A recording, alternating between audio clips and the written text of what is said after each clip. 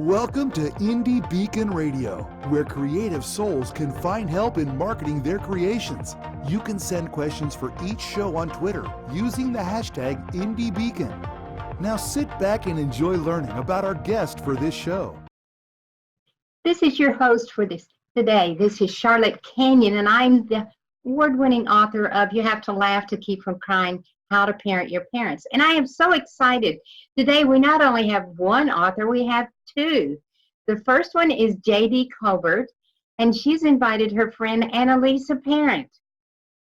J.D., give us a little background of, your family and just kind of what led you into being an author. And I know you have some other specialties too. I know you're a playwright, a screenwriter, and just give us a little background on yourself. Well, I basically started writing when my girls went off to college, and it was screenwriting, and they grew up, I grew up managing my daughters who were child actors. And so I was very familiar with being on set, and I enjoyed it and liked it. And it was like a lot of us moms ended up doing something in the business. Some became casting directors, etc. But I wanted to try writing. I actually started out producing, and then I decided to try my hand at writing. So I started screenwriting. So that's how I got into writing. Was my children led me into it. Your daughters led you into it. And now, I think I read somewhere you have a little bit of a military background. Yes, my husband is a retired colonel. We live right outside of Fort Hood. So we've been in the military for over 30 years. So. Did military influence a lot of your writing, whether it was screenplays or your? What the military did was it gave me a good opportunity to be able to experience a lot of different cultures, to meet a lot of different people, live in international communities, even inside the United States. Even here in Central Texas, our community is a very international community. There aren't very many native Texans who live here. We're more international. And it also gave me the opportunity to learn about the military subculture, which I didn't realize we were a subculture until I started writing. And I discovered that what I thought was normal and that everybody would know and understand, it was Greek to them. They just couldn't get it or understand it. So it has been very beneficial to me as far as writing and understanding a lot of a broad base of things. Did you travel all over? Yes. I've been to every continent but Africa and South America. Well, Annalisa, give us a little background about yourself. Tell us, what you've done, what got you into, I know that you're a coach and you're a writer as well and a speaker. So give us a little of your background and your family. Sure. So here's my family right here, my dog Mia. We travel all over together. And I was a storyteller from way back. I'm pretty sure as soon as I could speak, my mom regretted teaching me that skill, and I was off and running, telling lots of stories.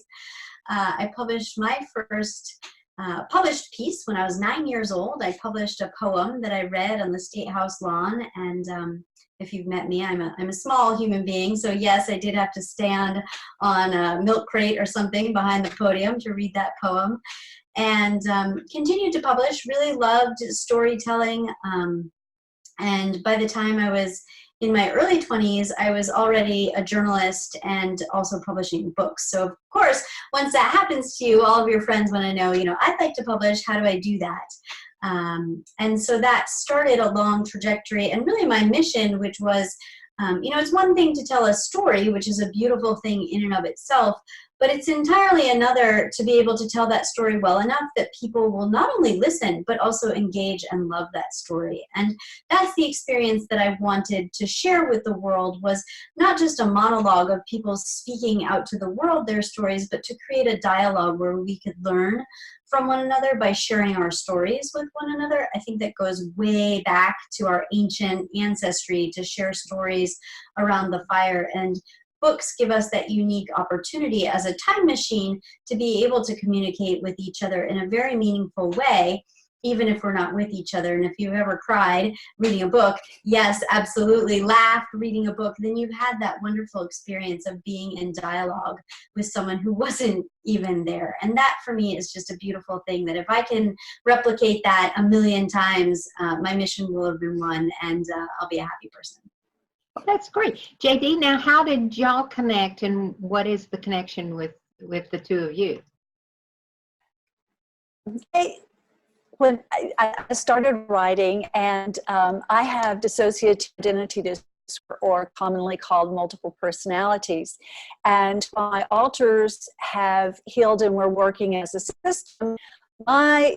For years, my therapist was going, "You need to write a DID character," and unfortunately, about 90% of what you see in fiction with DID characters is wrong, and we're usually portrayed as a serial killer, when in reality we're probably more likely to be the victim than the killer.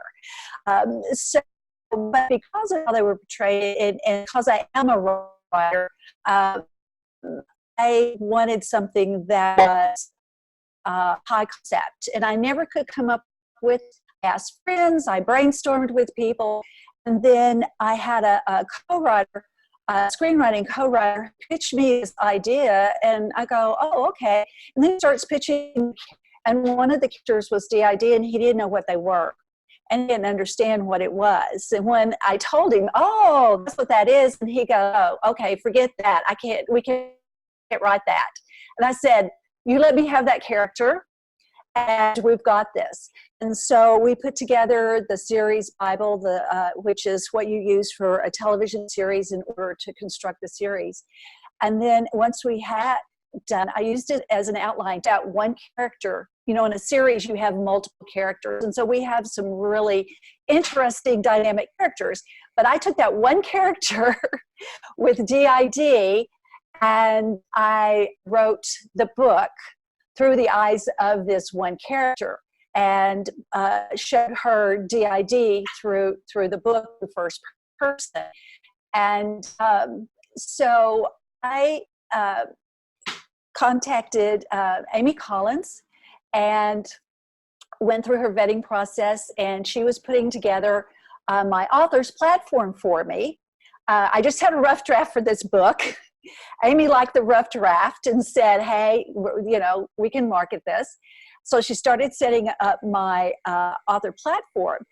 And she was really thinking she was going to convince me to just go ahead and just self-publish it, because she was doing most of that work that a publisher would do. And then I found, as a screenwriter, it was in my best interest to traditionally publish. And I told Amy that in one conversation, I said, "Oh, Amy, I just found out I really need to traditional publish." And the next thing I knew, Amy was introducing me to Annalisa. And then Amy was like, "I'll talk to you when Annalisa finishes with you." And I have been with Annalisa for the last 10 months, and it has been amazing. And one of the reasons, it wasn't just the traditional publishing that had Amy. I think this conversation I was having with Amy was, I had just gone through another editor and was absolutely confused. And one of the reasons I was confused was because they didn't understand DID. And so they were wanting me to edit it. With that being said, can you explain what DID is? There's many of our listeners that may not understand DID. Dissociative identity disorder. It's commonly called multiple personalities. Okay. So if you do want to know what it is and how it's formed, I have a website called gettingtoknowus.com. And there is a free book on that website that tells you how it is formed, what it is, details about it. That is not clinical at all. It's very easy to read. And so I had gone through these editors, and they didn't understand DID, and they were telling me things that went against what I knew living with DID, I knew, and also as a screenwriter, which is a very visual media, some of the things they were saying kind of contradicted with what I knew from screenwriting. And I didn't know, and they also contradicted each other. Well, Annalisa has been the head writer for a television series, and she also has worked with other writers with DID. So when I told her all the scary stuff at the very beginning, it didn't scare at all. She goes, she took my first 20 pages, she looked at it, she knows, I know exactly what's wrong, I know exactly what we need to do. And she has answered every single one of those questions that, where the editors confused me, she took it and totally straightened me out. I just feel so like I know what I'm doing now. I know the difference between the two mediums. It's just been amazing. So you feel like you've gotten it together? Yes, very much so. Annalisa, we're getting ready to go to a break here in a couple of minutes. In a couple of minutes, can you tell us what it's been like working with JD?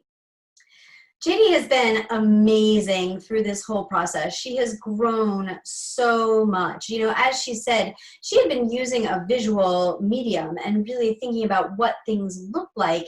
And as writers on the page, we use the words. And so there are a lot of devices that are unique to that experience that she had to learn how to use, and some that she had to give up that she does very well as a screenwriter, but that just weren't appropriate in the novel form. And so watching her grow and really get to a point where she could come to me and say, look, I read through this passage and I noticed this, and this, and now I know that these are things that I can't do in a novel. So it's been very, very impressive to watch her growth as a writer. I'm super excited for this book to come out for her and for the television series that will go with it.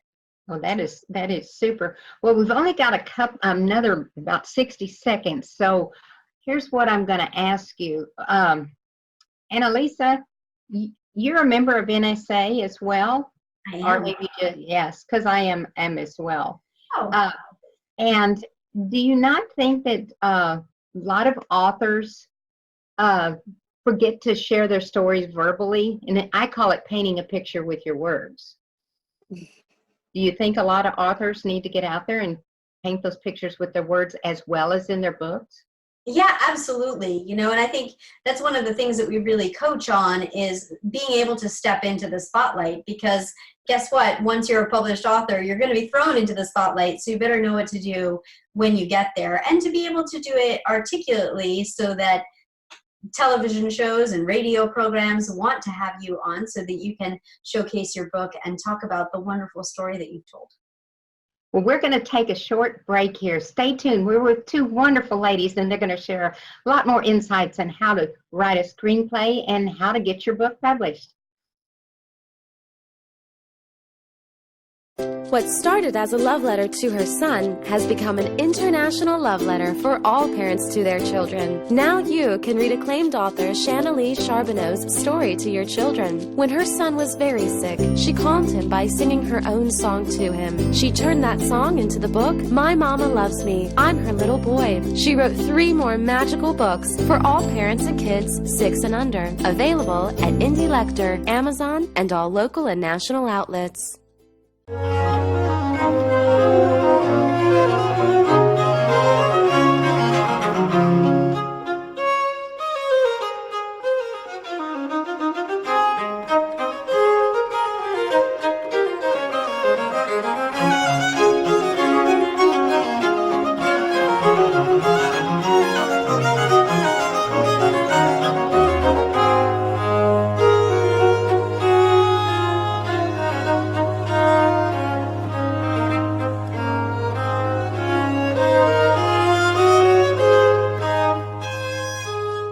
Hello, I am the author and poet Denise Bryson.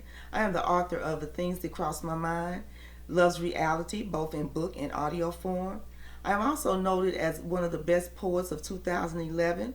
I have 2 new projects coming up. One is the Blinky series, where Blinky tells us all about our coins and our bills for our children. I also have a book coming out called Say Ye. It's quotes from Denise Bryson, just inspirational and that will help you along the way.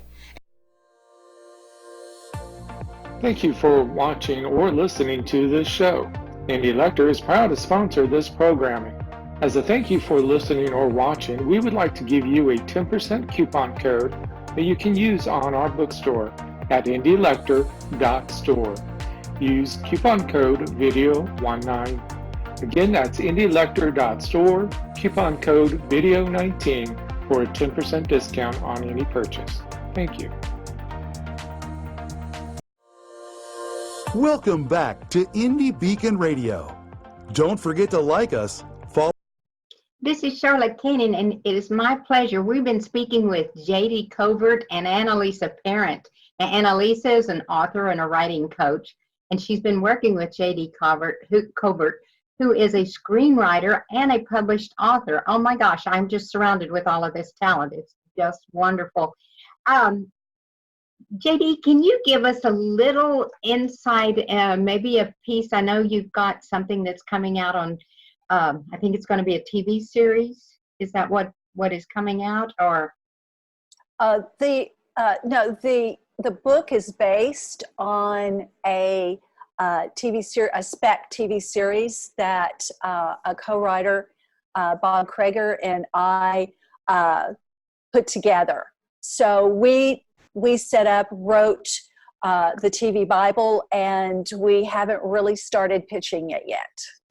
Gotcha. So the book is just based on a series we wrote. And can you give us a little teaser? Tell us a little bit about what we're going to hear or see, or what we're going to be excited about. The main character is, it involves the Secret Service, which we really haven't seen. We've seen the Secret Service in everything, but we've never really seen a series about the Secret Service. And so the book is about one of the character, one of the Secret Service members, and she is she's killed and in the Oval Office. And so there's just a big mystery about her death, and she's actually the main character. When she feels like that her death is being covered up, then she is trying to investigate her murder, and she ends up being attached to one of her coworkers and can't get away, and he doesn't seem interested in investigating at all. In fact, he tries to keep her from getting any knowledge whatsoever about what really happened. Yeah. Well, I have to ask you, I always ask all the authors, whether it's fiction, non-fiction, or do people that you've met in the military, and you said it's kind of a covert, are there people in your life that their character or pieces of their character show up in your lead character, or in some of your your extras? Or well, because my characters, and of course this is taking place in her mind, and because she is attached to another Secret Service agent, basically everybody is in government service.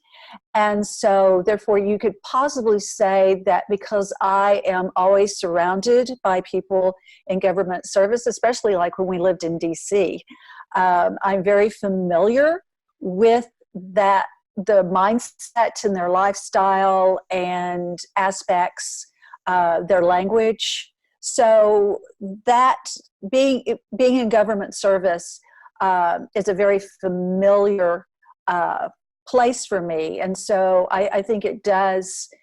So it's the writing what you know. I am familiar with these people. You're the expert. You've lived it. Well, Annalisa, I'm going to ask you this. Do you have a military background? How did you kind of get into some of the lingo that JD was using in her script? Really good question. And I think it really stems from my philosophy on approaching writing, which is that the author's voice should remain intact. And so it doesn't matter, if I love vampires or if I've been in the military or if I've ever, climbed a mountain. I really am invested in telling the author's story. And that's really integral to what I do, and I've certainly asked JD and some of my other authors, that's outside of my area of expertise. Can you explain that to me? Now, going back to my own writing history, of course, as a journalist, I feel like I'm pretty well trained to ask some good questions. And certainly as a journalist, I've been in places and environments learning about things that I never imagined even existed. And so I draw on those skills to really dig into knowing as much as I need to know in order to maintain a coherent story, but also really trusting the author to be the expert in that area. I've certainly asked authors questions about, whether or not something resonates or is actually true within that context. I think that JD and I had that conversation this morning about a particular detail, is this actually the way that this works in this environment? That's my job, to keep a coherent story. But I don't think I would be any good at my job if I felt like I needed to be an expert in every subject out there under the sun. Ultimately, what makes or breaks a story is the human experience. And so if we can draw into what is the human experience and where is the nugget where all people, regardless of their life's experience, can resonate with that story, if we're really circling hard around that sun, then we're telling a good story. That's very good. Well, if there are other people listening, how could they reach you? Sure. So I operate the Writing Gym, and they can find out all about that at datewiththemuse.com. I also operate a Facebook group that's called Write to Publish and Sell Your Novel, and I give writing tips every day on how to tell stories well and get it out into the world. And JD, I want to go back to you. You have a blog now, right? Yes, I think you call it the getting to know us. gettingtoknowus.com. What do you do on? Being on your blog. Being associated with the military, and DID is actually childhood PTSD or complex PTSD. And so I understand the PTSD with soldiers going through it. And so I was diagnosed with PTSD in my 20s. And so I basically, back when we were first diagnosed, it's like you have to learn how to live with it for the rest of your life. There's nothing we can do about it. And so I just would have soldiers, soldier spouses, other people come to me and not understand what was going on. Why is he doing that? Why does she think this? How can I tell the spouse or explain to my spouse what I am feeling to where they will understand it? We may go into a psychiatrist's office, we may read all the books out there, and we totally understand it because we're living it. But family members don't, and they don't quite get it. And so I was constantly answering questions. So when I first started this blog, I really didn't realize that it was going to kind of end up being my platform, but in ways it really is. Because I really do know and understand what a character going through PTSD experiences, or DID, or some of the other things. I do get and understand it. So the blog was started to answer questions that spouses were asking me, or that someone with PTSD was asking me of how to explain things. So the majority of the blogs are just answers to questions that I have received. A lot of times people have asked me to critique a show or a movie with a DID character, and so I have several critiques talking about how this does represent DID and how this does not represent DID. This is totally fictional. Okay. And so it's just, my tag, I think, on it is altering views on DID and PTSD. Well, it's kind of interesting how everything has, I think in the last 50 to 60 years, we now have all of these different acronyms and labels. I'm in the senior health industry. My father-in-law had dementia, my mother had Alzheimer's, my dad had Parkinson. I know way more about those three subjects than I ever wanted to know about in my lifetime. And that's what my book is about, and that's what I speak about. So it's kind of interesting that you talk about the DID and the PSD that the soldiers, are going through. We're getting ready to go to a commercial, and when we come back, we're going to have to kind of wrap it up here, but I'm going to ask y'all to kind of tell us where we can find information on your books and when you're going to have that movie or that TV series.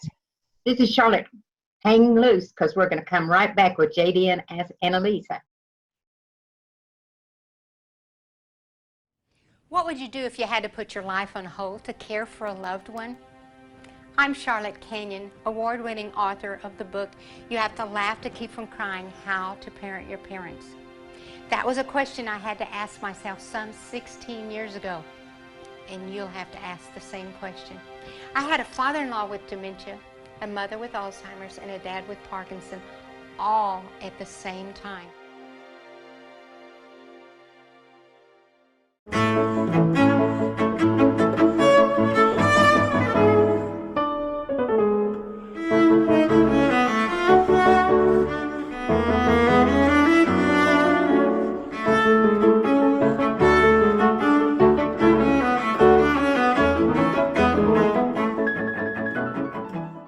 What would you do if you found out everyone on the town council were thieves and murderers?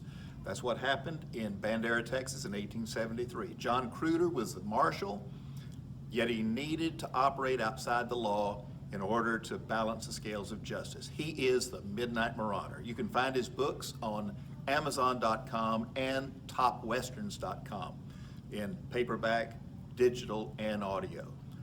I'm Roy Clinton, and I hope you'll read The Midnight Marauder. Welcome back to Indie Beacon Radio. Don't forget to like us, follow us, or subscribe to one of our many channels.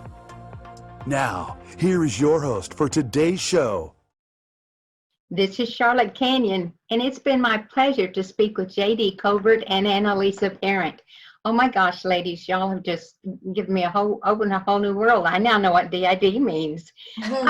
Okay, JD, in maybe a sentence or two, I always like to ask writers, and especially since you're a screenplay writer as well, and you've been on stage and produced and directed some things, but what would you tell someone that wanted to get into the writing industry? What do you want them to call on, or what advice would you give them? And Annalisa, I'm going to ask you the same question. I would say that they really need to pick, first off, they need to pick their medium, because there is a huge difference between screenwriting and novel writing, and it takes a different set of skills. So I had noticed this because when I read scripts written by novelists, I've noticed it just doesn't fit industry standards. And that is the same way. So I think that the most important thing is decide where you want to write.